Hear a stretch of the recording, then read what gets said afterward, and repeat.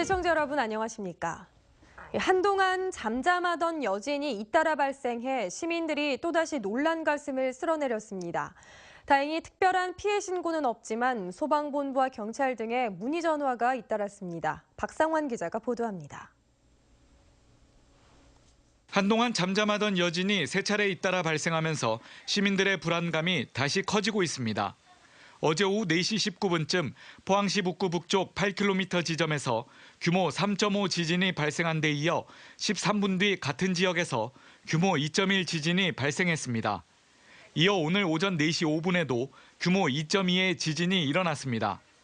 지난 9일에 발생한 규모 2.3 여진 이후 잠잠하다 16일 만에 또다시 발생한 겁니다. 기상청은 이들 지진이 지난달 15일 발생한 규모 5.4 지진의 여진으로 파악했으며 지금까지 여진은 모두 73회로 집계됐습니다. 다행히 별다른 피해는 없었지만 규모 3.0 이상의 강한 여진에 시민들은 놀란 가슴을 쓸어내렸습니다. 피해 신고는 없었고 그냥 감지 신고가 한 50안건 정도 됩니다. 그냥 지진 났다고 건조했다 이런 신고죠. 한편 지진으로 구조적 문제가 발생한 흥해읍 대성아파트 A동 30가구가 추가로 대피 명령이 내려졌습니다. 포항시는 건축물을 정밀 점검한 결과 대성아파트 A동 지하층 기둥 55개 중 13개가 파손된 사실을 발견해 주민들을 우선 흥해체육관 등으로 안내하고 주택이 마련되는 대로 이주시키기로 했습니다. 포항시는 여진이 장기간 이어질 것으로 보고 다음 달 조직 개편을 통해 지진과 관련한 다양한 현안을 전담할 지진대책본부를 설치해 내년 말까지 운영하기로 했습니다. MBC 뉴스 박상환입니다. 포항시 흥해읍 대성아파트 A동이 정밀안전 진단 결과 추가로 대피 명령이 내려졌습니다. 포항시는 건축물 정밀안전 점검에서 지하층 기둥 55개 중 13개가 파손된 것으로 드러난 대성아파트 A동 30가구 주민을 대피소로 안내하고 전세주택이 마련되는 대로 이주시키기로 했습니다. 이에 따라 대성아파트 6개 동 가운데 D, E, F동 등 4개 동이 이주 대상으로 분류됐습니다. 그동안 피해 건축물 2,675곳을 대상으로 한 위험도 평가에서 166곳이 사용 제한됐고 이주 대상 570가구 가운데 60%인 356가구가 이사를 마쳤습니다. 포항시는 지진대책본부 조직을 신설해 이르면 다음 달 중순부터 운영할 계획입니다. 포항시는 이재민 수습이 끝나는 대로 4급 서기관이 본부장을 맡는 30여 명 규모의 지진대책본부를 신설하고 방재정책과와 안전도시사업과 주거안전과 등 3개 과를 두기로 했습니다. 포항시는 관련 조직 개편안을 경북도에 제출을 승인해 받았다며 다음 달쯤 포항시의회 동의를 얻어 조직 개편안을 최종 확정한 뒤 1년 한시적으로 운영할 방침입니다. 국토부와 주택도시보증공사 포항시는 지진 피해 주택의 전세보증금 반환 갈등을 해결하기 위해 오늘부터 전세보증금 반환 보증특례 상품을 운영한다고 밝혔습니다. 이 상품은 임차인과 임대인이 합의해 전세보증금 반환 보증에 가입하면 임차인은 주택도시보증공사로부터 보증금을 우선 지급받아 새 주택으로 이주하고 임대인은 1년간 집을 복구해 새로운 임차인을 구해 보증금을 상환하면 됩니다. 가입 대상은 안전진단 결과 위험 또는 사용 제한 판정을 받은 주택에 거주하는 임차인이며 임대주택, 전세금 융자 등의 지원을 이미 받은 세대는 제외됩니다. 그동안 영업 비밀 등의 이유로 비공개해온 원전의 최종 안전성 보고서가 처음으로 공개될 예정입니다. 한국수력원자력은 가동 중인 고리 2호기와 한울 3, 4호기의 최종 안전성 보고서를 내일부터 홈페이지에 개설한 원전정보 공개센터를 통해 공개하고 오는 2019년 상반기까지 국내 모든 가동 원전에 대해 순차적으로 공개하겠다고 밝혔습니다. 원전의 최종 안전성 분석 보고서는 원전 사업자가 운영 허가를 위해 규제기관에 제출하는 문서로 원자로 설계와 안전해석 결과 등 설계 전반에 대한 내용을 담고 있는데 그동안 국회와 시민단체 요구에 의해 부분적으로 열람된 사례는 있지만 보고서 전체를 인터넷으로 공개하기는 처음입니다. 한국수력원자력은 최종 안전성 보고서 외에도 방사선 환경 영향평가서와 핵연료 장전 계획에 관한 설명서 등 20여 건의 인허가 문서를 공개하고 앞으로 공개 대상을 확대할 계획이라고 밝혀 국회와 시민단체의 대응이 주목됩니다. 포항환경운동연합은 연말을 맞아 올 한해 지역 7대 환경 문제를 선정하고 조속한 해결을 촉구했습니다. 7대 뉴스에는 지난달 발생한 포항 지진과 형산강 수운오염 문제, 포항 하수종말 처리장, 생물 반응조 증설 사업 추진 등이 포함됐습니다. 또 포항시의 형산강 철새 도래지 훼손 문제와 동빈대교 건설 논란, 월성원전 1호기 수명 연장 무효 소송 승소 등을 중요 사건으로 선정했습니다. 경주시는 오는 31일 밤 9시부터 신라대종 공원에서 2017 제야의 종 타종 행사를 갖는다고 밝혔습니다. 제야의 종 타종 행사가 시내권에서 열리는 건 지난 1992년 성덕대왕 신종 타종 이후 25년 만으로 신라 고추대 행렬과 500인 경주시민 대합창 등 다양한 볼거리와 즐길거리로 펼쳐집니다.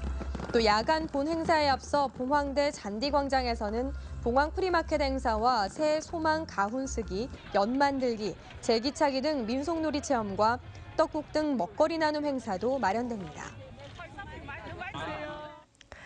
오늘 낮 기온은 어제와 비슷했지만 바람이 강하게 불면서 체감 온도는 낮았습니다. 내일은 바람이 약간 강하게 부는 가운데 기온은 오늘보다 더 내려가겠습니다. 안수진 기상캐스터입니다. 오늘 어제와 기온은 비슷했지만 바람이 강하게 불면서 더 춥게 느껴졌습니다. 내일은 오늘보다 기온이 더 내려가겠습니다. 아침 기온 울진과 경주가 영하 7도까지 내려가겠습니다. 낮에도 대부분의 지역이 2에서 3도를 보이면서 춥겠는데요. 보온에 신경 쓰셔야겠습니다. 울릉도와 독도는 내일 구름 많겠고 새벽 한때 눈이 오겠습니다. 바람도 강하게 불기 때문에 시설물 관리 유의해 주시기 바랍니다.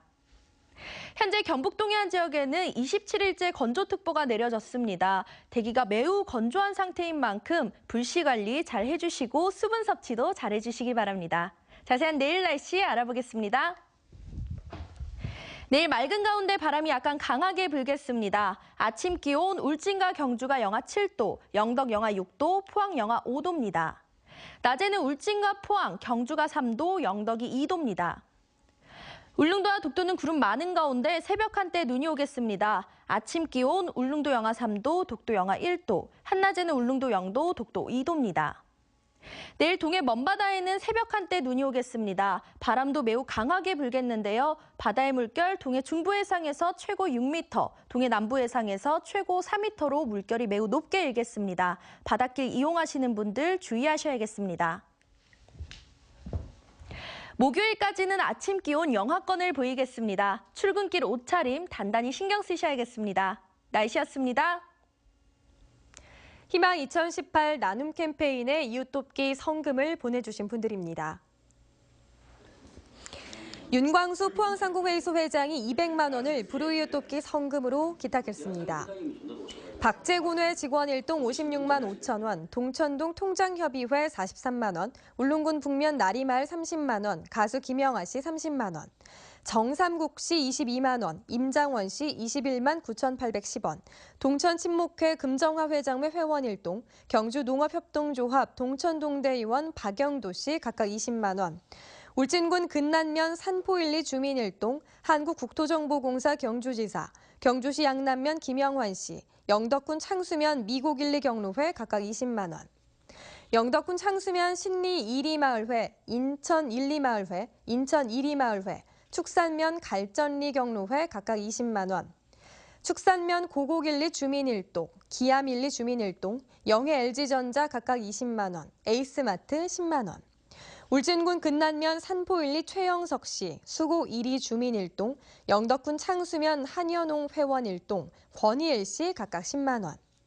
축산면 새마을협의회 분여회, 대곡리 경로회, 부곡리 경로회, 기암일리 경로회 각각 10만 원, 축산면 생활개선회, 상원리 경로회, 칠성일리 경로회 각각 10만 원, 영덕군 창수면 갈천 1리 경로회 5만 원, 성금을 보내주신 분들께 감사드립니다.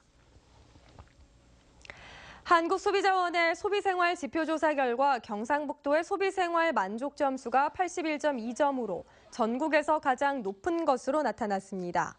분야별로는 식품 외식 분야가 84.7점으로 가장 높았고 뷰티 위생 분야, 의료, 문화 여가 등의 순으로 나타났습니다. 하지만 소비 생활에서 다양한 문제를 경험했다는 응답 비율이 43.4%로 소비자들의 불만이 높은 것으로 나타났습니다. 경상북도는 소비자 행복센터 운영, 소비자 권익 증진 사업, 민관 산학연 거버넌스 등의 사업이 성과를 거둔 것으로 평가하고 있습니다. 경상북도는 중소기업과 소상공인을 대상으로 내년에 4,230억 원 규모의 중소기업 정책자금을 지원하기로 했습니다.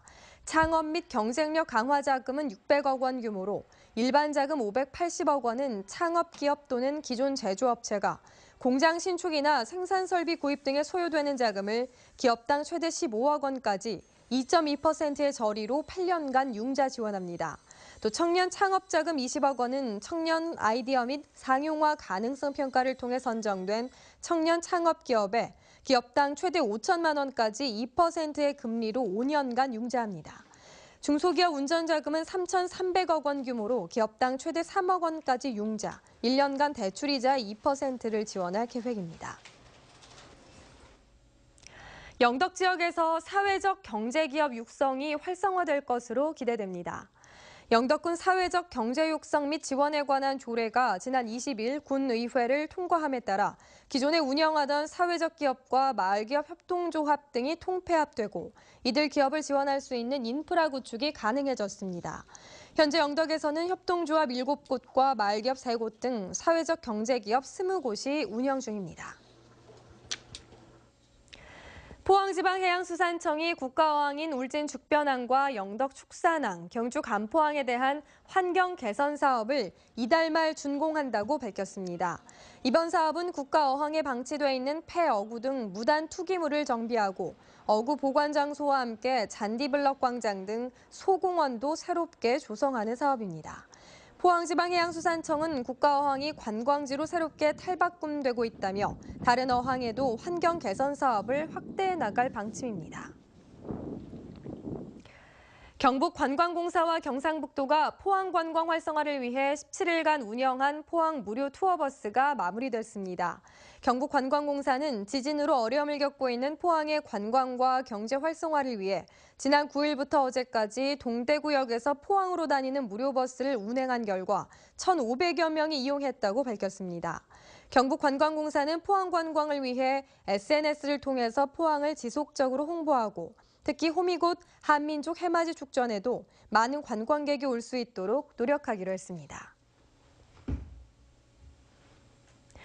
지금까지 포항에서 전해드렸습니다. 시청해주신 여러분 고맙습니다.